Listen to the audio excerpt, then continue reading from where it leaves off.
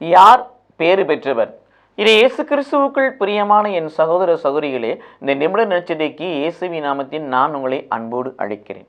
யார் பேறு பெற்றவர்? கடவுள் ஒருவருடைய செயல்களை கணிக்காமலே அவரை தமக்கு ஏற்புடைய என கருதுவதால் அம்மனிதர் பேறு பெற்றவர். அப்படின்னா, ஆண்டவரே, அறிந்தோ அறியாமலோ, புரிந்தோ புரியாமலோ, தெரிந்தோ தெரியாமலோ நான் குற்றம் செய்து விட்டேன், உம்முடைய வார்த்தைக்கு செவி கொடுக்காமல் போய்விட்டேன், தவறான வழிகளில் சென்று விட்டேன்னு சொல்லி மனவருந்தி மன்னிப்பு கேட்கின்ற பொழுது அவன் செய்த பாவங்களை எல்லாம் ஒரு கணக்கு பார்ப்பதில்லை, விமர்சனம் செய்வதில்லை.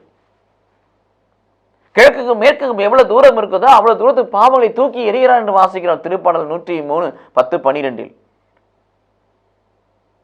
ஏசாயா 38:17 வாசிக்கிறோம். நம்முடைய பாவங்கள்லாம் முதுகு பின்பதாக தூக்கி எறிகிறான்னு சொல்லுகிறார். இது இயேசு கிறிஸ்துவுக்குள் புரியுமா? அதான் சொல்லுகிறார். கடவுள் ஒருவருடைய செயல்களை கணிக்காமலே, அவன் பாவத்தை விமர்சிக்காதபடி, அதை ஆய்ந்து பார்க்காதபடி, என்னிடத்தில் வருகிற ஒருவரை நான் புறம்பே தள்ளுவதில்லை என்று யோவான் 6:37 சொன்ன வார்த்தையின்படி வருவரை அணைக்கிறார், அரவணைக்கிறார், அன்பு செய்கிறார், பரிசுப்படுத்துகிறார், இரக்கத்தினால் நிரப்புகிறார். அதனால் அம்மனிதன் பேறு பெற்றவனாய் மாறுகிறான். யாருடைய பாவங்களை ஆண்டவர் கணிக்காதபடி, விமர்சிக்காதபடி அவர்களை மனதார மன்னிக்கிறாரோ, அந்த மன்னிப்பை அந்த மனிதன் பெறுகிறானோ, அவன் பேறு பெற்றவன்.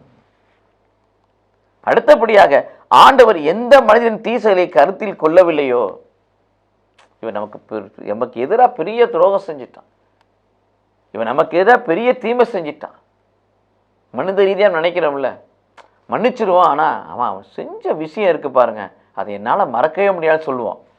அதுபோல கடவுள் சொல்லுவதில்லை. மன்னிச்சோன்னு சொல்லிட்டு நம்ம மறுபடியும் அதையே பேசிட்டு இருப்பான். ஆனால் கடவுள்கிட்ட அந்த சுபாவம் இல்லை.